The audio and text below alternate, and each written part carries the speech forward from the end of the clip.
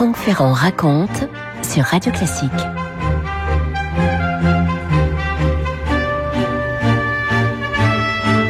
On parle de fête impériale pour évoquer le règne de Napoléon III et c'est vrai qu'on faisait très souvent la fête à cette époque, notamment un certain vendredi 27 juin 1856. On n'est pas loin de Saint-Cloud, à Villeneuve-l'Étang, qui est un des lieux de prédilection de l'impératrice Eugénie.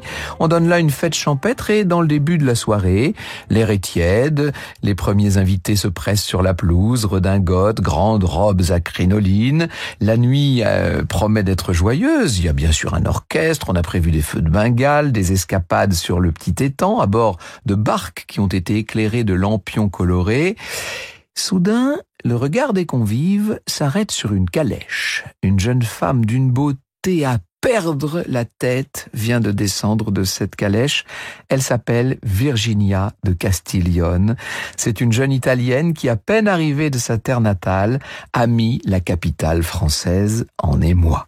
Les convives détaillent son épaisse chevelure qui se déploie en cascade le long de ses épaules. Il y a ce visage fin qui illumine un regard bleu envoûtant et ce n'est pas tout. Voici ce que nous dit Nicole Albert dans La Castiglione, Vise et Métamorphose. Elle était ce soir-là tout en mousseline transparente, avec un chapeau garni d'une auréole de marabout blanc. Toilette d'apparition pour faire un effet fou, résume la comtesse de Taché de la Pagerie. Les hommes sont sous le charme, y compris Napoléon III. On aurait même envie de dire à commencer par l'empereur en personne. D'ailleurs, dès qu'il la voit, l'empereur se dirige vers elle et l'entraîne pour un tour de barque en tête-à-tête. Il attrape lui-même les avirons. Ça va durer jusque tard dans la nuit, puisque l'empereur l'a emmené jusqu'au petit pavillon qui se trouve sur une île au milieu de l'étang. Claude Dufresne, qui est un autre biographe de la Castiglione, raconte: quand il regagne le château, l'assistance remarque que la robe de mousseline de la comtesse est sérieusement chiffonnée. La première à s'en apercevoir est bien sûr l'impératrice, dont la pâleur s'accentue de même que la nervosité. Difficile de dater le début de l'idylle, mais ce qui est sûr, c'est que ce soir-là, le doute n'est plus permis. Eugénie est impuissante contre une telle beauté. Elle tente d'étourdir son humiliation dans la danse. Elle finira même par défaillir, dit-on. Quant à l'empereur, il est tout à sa conquête, déjà. Mais Virginia est loin d'être une courtisane comme les autres. D'ailleurs, il va bientôt avoir matière à déchanter. Franck Ferrand sur Radio Classique.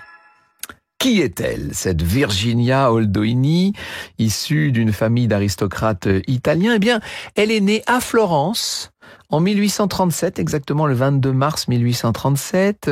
C'est Alain Decaux qui nous dit que plus tard, elle prendra l'habitude de se rajeunir de 6 ans, compliquant la tâche des historiens, si c'était la seule chose par laquelle elle compliquait notre tâche. Elle grandit dans la résidence florentine de son grand-père. Son grand-père est un grand avocat qui lui prodigue une éducation assez stricte. Elle apprend entre autres l'anglais, le français, et lorsqu'arrivent les vacances, elle rejoint le palais familial à La Spezia, en Ligurie. C'est un des plus beaux endroits qui soit. C'est tout simplement enchanteur. Il faut imaginer cette baie avec les montagnes abruptes qui tombent comme ça dans la mer, un petit port de pêche, les eaux cristallines. Le père de Virginia est souvent absent, c'est un diplomate. Quant à sa mère, elle adore Florence, les sorties mondaines. Elle mène une vie assez libre. Elle n'en voue pas moins un véritable culte à sa petite Virginia, que d'ailleurs tout le monde a pris l'habitude d'appeler Nikia. Claude Dufresne.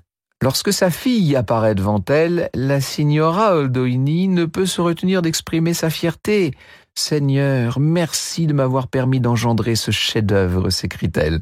Ce manège se reproduit plusieurs fois par jour, au point que Nikia a fini par se prendre pour la 8e merveille du monde.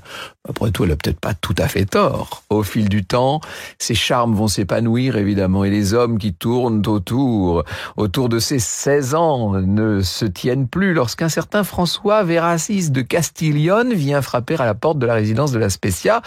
Voilà un aristocrate qui n'est pas tout à fait trentenaire, qui depuis peu est veuf. Les parents de Nikia se pincent. Le mariage ne tarde pas. Les jeunes mariés s'installent à Turin. François a déboursé des sommes faramineuses pour offrir à la jeune fille un palais de contes de fées. Et Nikia, bientôt, va donner naissance à un petit Georges. Elle se rend vite à l'évidence, cependant. Cette vie n'est pas pour elle. Elle s'ennuie. Ni son époux ni ses amants, et tout le monde l'adore et la couvre de bijoux. Personne n'arrive à égayer ce quotidien où elle étouffe. Les hasards de l'histoire vont cependant la tirer de sa mélancolie. Parce que, alors là, il faut que je vous rappelle ça, c'est qu'à l'époque, l'Italie est complètement divisée en toutes sortes de territoires et d'États. Le roi de Piémont-Sardaigne, Victor Emmanuel, qui sera un des amants de Virginia d'ailleurs, et surtout son ministre Cavour, le grand Cavour, l'artisan de l'unité italienne, cherchent à créer un pays nouveau, une Italie contre l'Autriche qui l'occupe en grande partie pour le moment. Et pour ça, ils ont besoin de la grande puissance de l'époque, ils ont besoin de la France. D'où l'idée romanesque qui a germé dans leur mauvais esprit. Je cite encore Alain Decaux. N'existait-il pas un moyen d'intéresser davantage Napoléon à la cause italienne?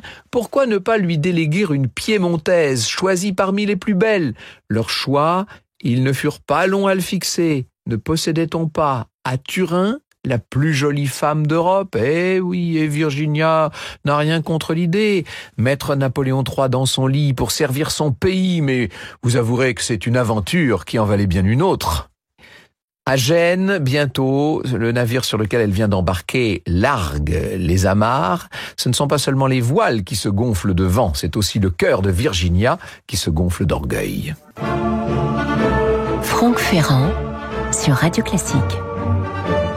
Ah là, c'est la véritable vie de Virginia qui commence à Paris, où elle arrive par un froid matin de l'an 1855, avec son mari et son fils, puisqu'il faut sauver les apparences. Elle s'installe au 10 de la rue de Castiglione, ça ne s'invente pas.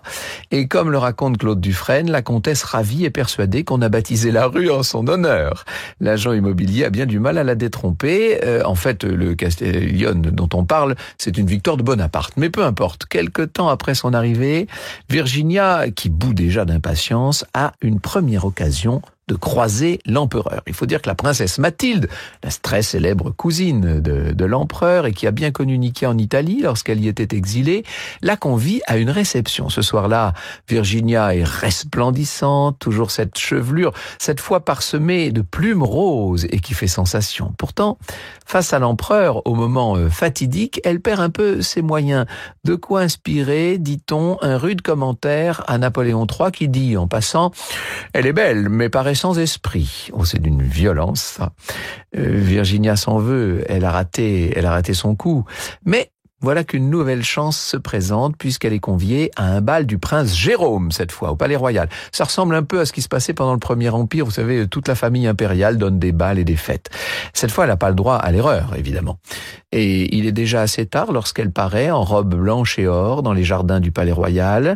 En arrivant, elle croise sur le perron l'empereur en personne qui quittait la soirée. « Vous arrivez bien tard, madame », lui lance-t-il, et elle lui répond avec une pointe délicieuse d'impertinence. « C'est vous, sire, qui me paraissez partir un peu tôt. » Et c'est une première victoire, parce que cette fois, elle a piqué la curiosité de l'impérial amant, universel, devrais-je dire. Il l'a fait bientôt inviter à un bal aux Tuileries, et bien sûr qu'elle y triomphe sans peine. Les invités n'ont Dieu que pour la belle italienne drapée dans cette robe bleue argentée qui fait fureur. Même l'empereur est troublé, et il va défier le protocole pour quitter son fauteuil et se diriger droit vers elle. Dès lors, ils vont trouver d'autres lieux où se croiser. On dit même qu'ils vont se croiser souvent dans la garçonnière de l'empereur, à Passy. En tout cas, après la fameuse soirée dans le parc de Villeneuve-l'Étang, leur liaison éclate au grand jour. Évidemment, avec tout le scandale qui accompagne ce genre d'incartade, d'autant que la comtesse aime les sorties tapageuses, apprécie, vous l'aurez compris, les tenues provocantes. Un bal au ministère des Affaires étrangères est entre autres resté dans les mémoires. Elle avait adopté, dit Vieille-Castel, le costume le plus fantaisiste et le plus hardi qui puisse être imaginé. Ce costume portait pour titre Dame de cœur. Les jupes retroussées sur le jupon dessous ainsi que le corsage se trouvaient enlacés de chaînes formant de gros cœurs. Le costume éblouissant d'or était magnifique. L'empereur, ce soir-là, se montra des plus attentionnés, nous dit Alain Decaux. Quant à l'impératrice, elle témoigna une fois de plus sa mauvaise humeur, examinant avec attention l'un des cœurs qui se trouvait placé à un endroit évidemment peu favorable. La souveraine dit très sèchement « Le cœur est un peu bas ». Durant 2 ans, Virginia va se muer en favorite impériale et Napoléon III la conduit dans le meilleur monde. Il la couvre de cadeaux et sur ce point d'ailleurs, elle manque de discrétion et n'hésite pas à exhiber ses plus beaux présents, notamment des émeraudes hors de prix. À force de scandales, Virginia se fait des ennemis, surtout dans la gent féminine. Une de ses petites phrases fait par exemple le tour de Paris. Lors d'une réception, alors qu'on lui propose de danser, la comtesse répond « Pour devenir rouge et laide comme toutes ces femmes qui s'agitent devant nous ? Certainement pas !»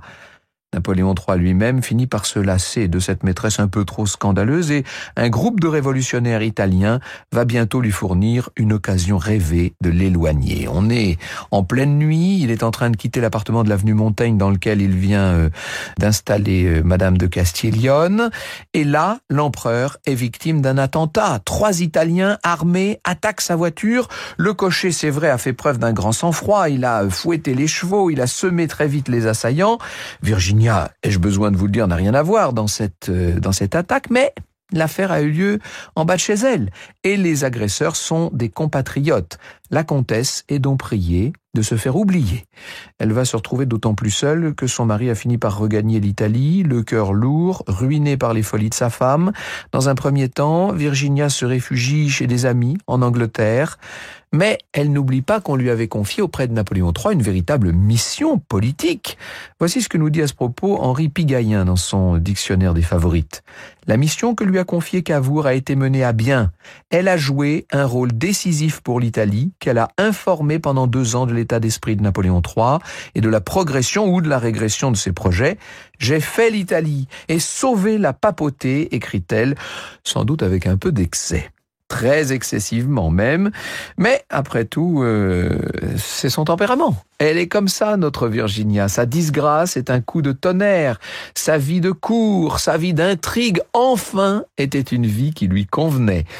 Elle se sent, que voulez-vous, un destin d'héroïne. Et à coup sûr, quand on la connaît un peu, on se dit qu'elle n'a pas encore prononcé son dernier mot. Franck Ferrand sur Radio Classique. Alors, il y a une chose que je ne vous ai pas encore dite sur la Castiglione, sur la comtesse de Castiglione.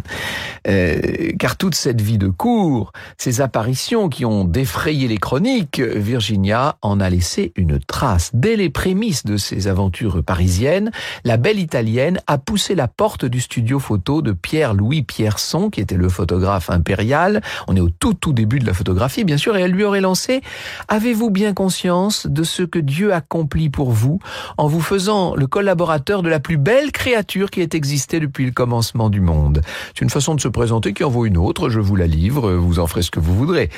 La tâche, en tout cas, s'annonce ardue, le modèle est extravagant, mais le jeune homme a su s'y prendre, il est devenu son photographe attitré, et face à l'objectif, Virginia se met littéralement en scène. Elle fantasme, elle se montre créative et libérée, vous pouvez lui faire confiance, elle apporte les vêtements, les accessoires nécessaires, elle décide de la gestuelle et de l'atmosphère. Bref, elle fait le spectacle. On la verra en reine d'Étrurie, mais aussi en paysanne, en femme libre au café, en élégante devant son miroir. Cette passion va devenir même une obsession, une sorte de moyen d'expression qui est peut-être pour elle un moyen d'échapper au vieillissement en même temps que la réponse qu'elle affiche face au destin. Nicole Albert nous dit « La comtesse s'émancipe devant l'objectif, mène une vie parallèle d'héroïne romanesque dans le studio où elle échafaude des micro-fictions, laisse libre cours à sa fantaisie et à son narcissisme exacerbé, mais blessée par sa rapide disgrâce à la cour des Tuileries. Expulsée du monde des vivants, elle descend au royaume des ombres. Chassée de la lumière impériale, elle choisit l'obscurité de l'art dont elle règle elle-même les faibles éclairages. Elle laissera au long de sa vie plus de 450 clichés photographiques, manière absolument avant-gardiste de se raconter lorsqu'on a si bien connu Napoléon III. Mais est-ce qu'on va retrouver notre comtesse à la sortie des Tuileries, si je puis dire, là où nous l'avions laissée? Oui, il faut quand même que je vous dise ce qu'elle a fait après avoir été délaissée par l'empereur. Franck Ferrand sur Radio Classique. Alors il y a eu ce séjour à Londres et puis un bref retour en France avant de regagner la terre natale. Au début des années 1860, elle tente de retrouver sa place dans les salons parisiens, mais elle n'y arrive pas. Alors elle vit en femme libre, elle multiplie les liaisons et va se lier d'amitié notamment avec une des personnalités importantes de l'opposition à l'époque. C'est Adolphe Thiers, le petit monsieur Thiers. Et puis, de retour en Italie, elle assiste à la déchéance de Napoléon III et c'est avec angoisse, on peut l'imaginer, qu'elle suit les démêlés de l'armée française et puis la défaite de Sedan, la proclamation de la République. Et voilà que le 12 octobre 1870, elle est sur son canapé à Florence lorsqu'on lui annonce la visite d'un Français qu'elle connaît, Monsieur Thiers, justement, envoyé par le gouvernement provisoire pour chercher des soutiens à travers toute l'Europe. Il entend profiter de la proximité de Virginia avec Victor Emmanuel, mais il est aussi venu lui demander d'intercéder auprès de Bismarck pour obtenir un entretien. Il espère négocier la paix, et Virginia est heureuse. Enfin, elle va pouvoir jouer de nouveau le rôle politique qui est à sa mesure. Thiers obtient son rendez-vous, la comtesse va jusqu'à s'impliquer dans les négociations de paix et plus tard, elle encouragera le duc d'Aumale, vous savez, le célèbre duc d'Aumale, un des fils de Louis-Philippe, à prendre possession du trône de France, un trône évidemment qui va constamment lui échapper. Le monde de Virginia se fissure.